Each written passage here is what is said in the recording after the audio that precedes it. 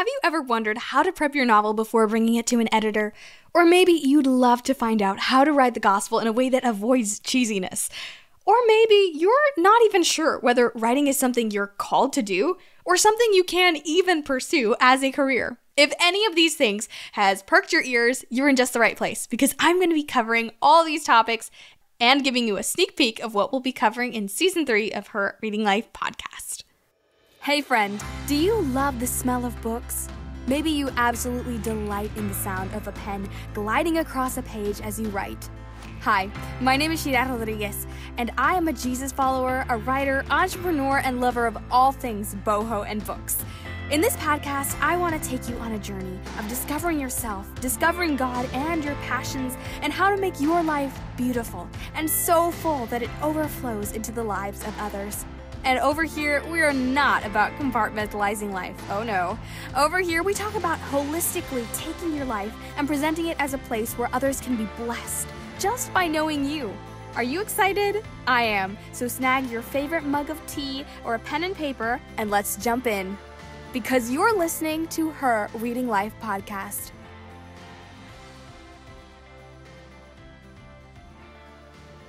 Hey friends, yes, I'm back. I feel as though it's been achingly long since I've been able to chat with you all and get behind the mic. You know, just as I was prepping for this episode, I realized how much I truly, truly love this. How much I love preparing these episodes and chatting behind a mic and feeling the wonder and amazement when I realize how incredible it is that God can take my words and my voice to places I could never go, and to reach people in ways I can only imagine. It's such a gift and a privilege to be able to do this, and honestly, I'm grateful for every minute of it. I feel so blessed to do this, truly.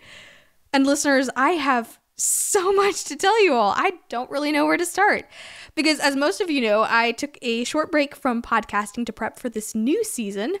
One, because I like to pre-record and prepare my episodes ahead of time so that I can kind of keep myself sane, as well as bring you the very best content possible.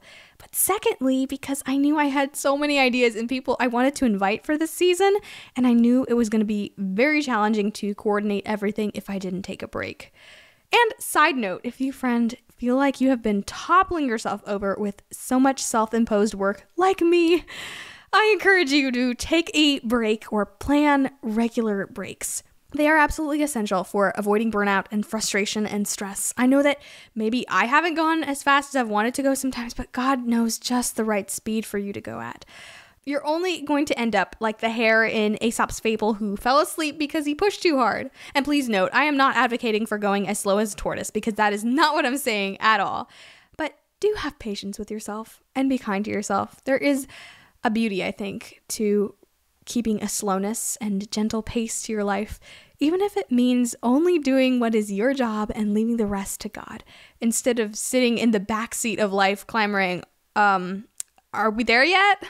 How about now? Between gripping and shaking anything we can find around us. So, although I have been admittedly rather silent, I promise you I have been very, very busy prepping these episodes for you and planning the outlines.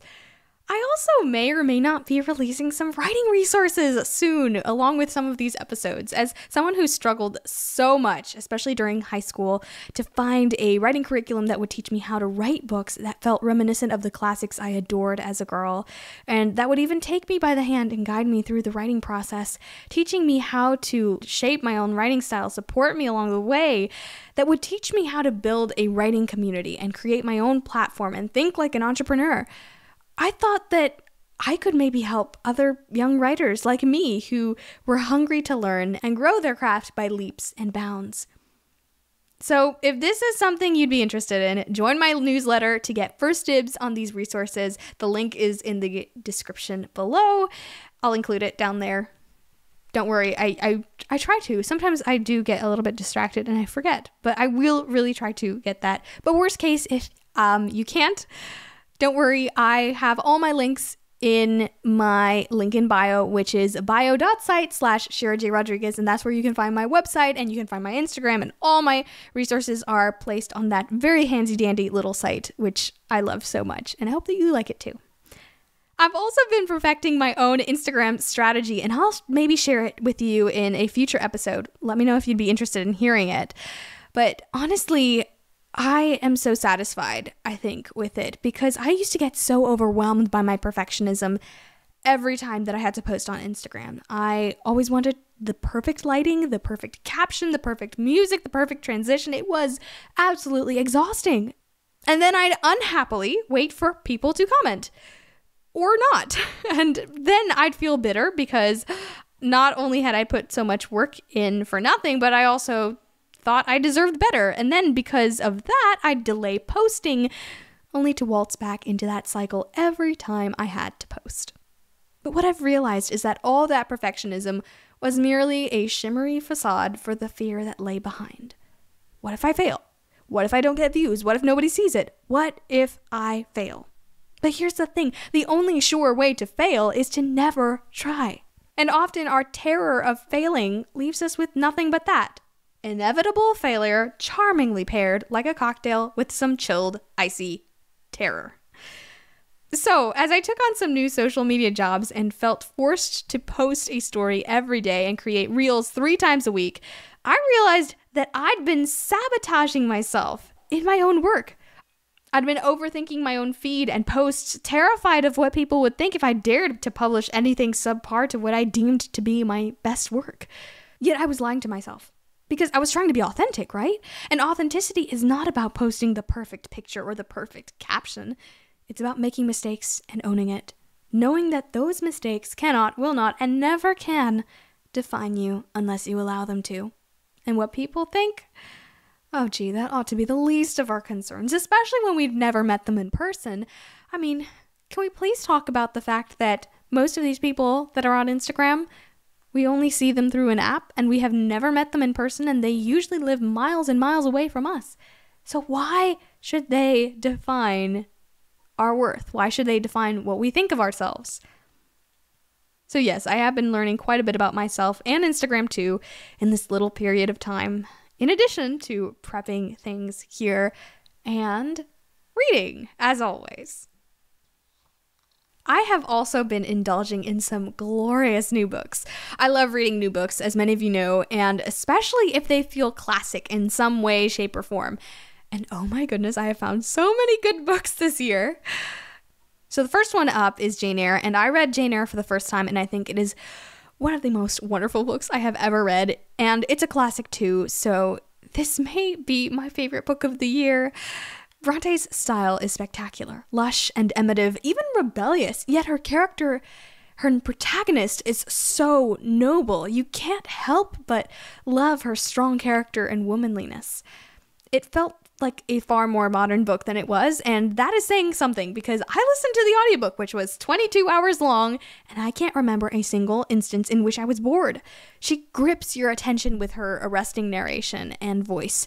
It's absolutely spectacular, and if you haven't read the book, please do. It's a brilliant and dramatic story, and I think no movie or play adaptation has quite done this wonderful novel justice. Another book that I read was The Enigma of Room 622, and oh my word, what a book. Oh my goodness, I just finished this one yesterday, and it has ruined me in the absolute best way. Originally a French novel, I listened to the English translated version. Oh, by the way, the audiobook is 100% approved, and it tells of a novelist who researches a mysterious murder in a hotel he's staying at. But the more questions he asks, the larger and thicker the plot grows.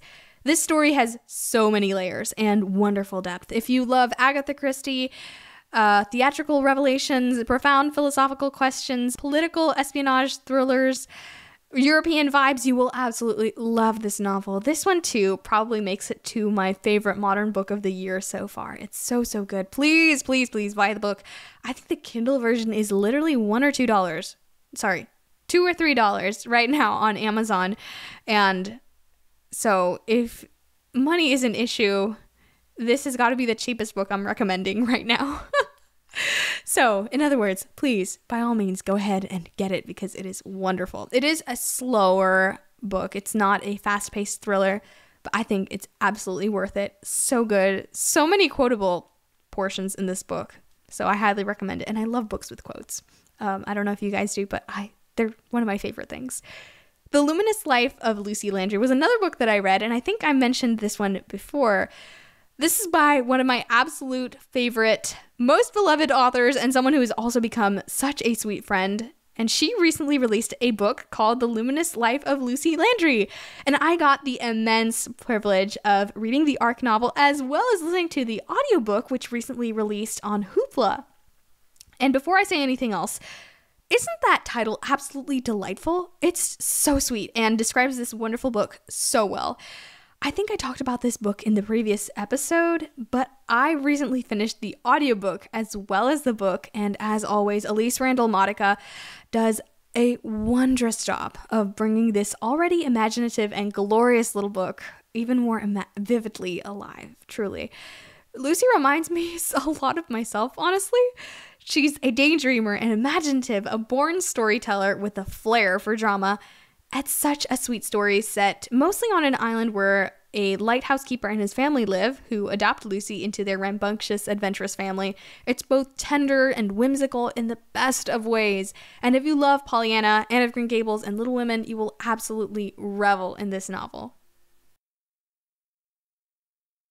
Do you love browsing the lovely books at indie bookstores? I do too. They're so lovingly curated and decorated. It makes you want to curl up and read the whole afternoon. The one downside about indie bookstores is that it can sometimes be difficult to drive over and look for the book you want, especially when they don't have that particular book in stock. But friends, I have really exciting news. I've partnered with bookshop.org to curate a 2024 must-read guide just for you. I'm so thrilled and grateful to be working with them because each book you buy goes to support a local indie bookstore near you. And to make this even easier, I've created a list of all the books I recommended here that's available now on their website. This includes reader tags and even cleanness notes that I've added to help you find the book that is just right for you. Head over to the link in the show notes below to get a glorious new book now and support a local indie bookstore and this podcast.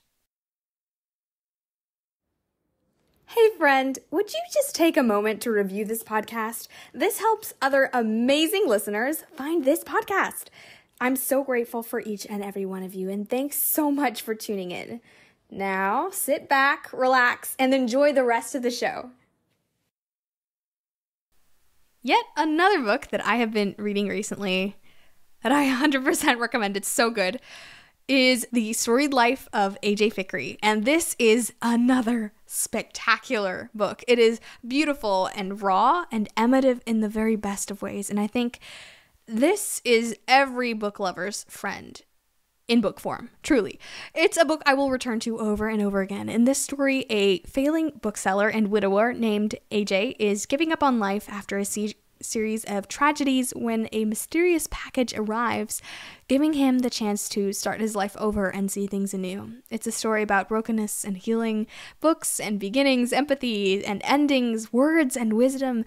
Interjected are AJ's wry yet observant notes on his favorite stories. It's like having a bookseller a reach away, or a writing coach or teacher a reach away, stowed within a bookshelf. It's an absolute delight, and I'm so grateful I was able to read it.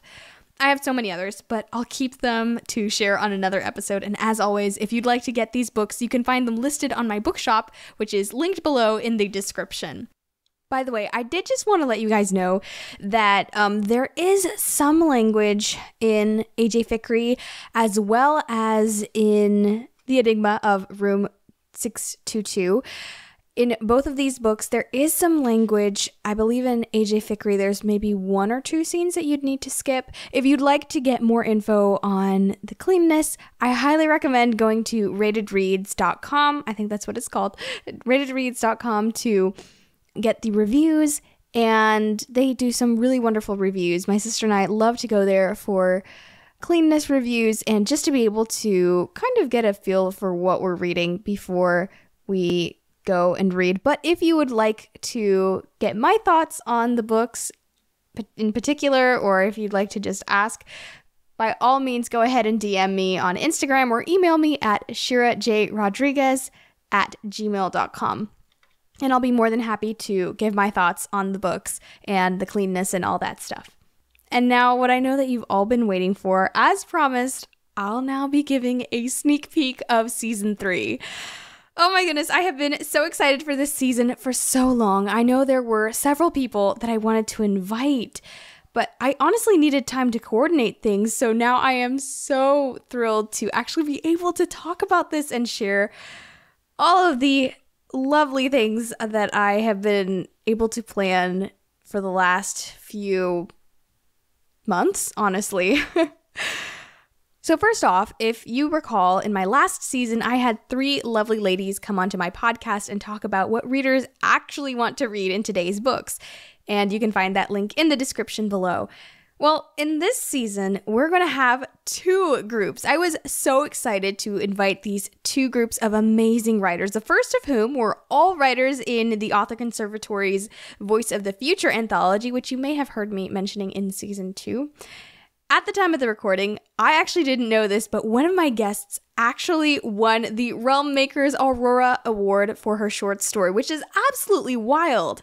You don't want to miss this as we discuss all things short story, the writing process, and anthology.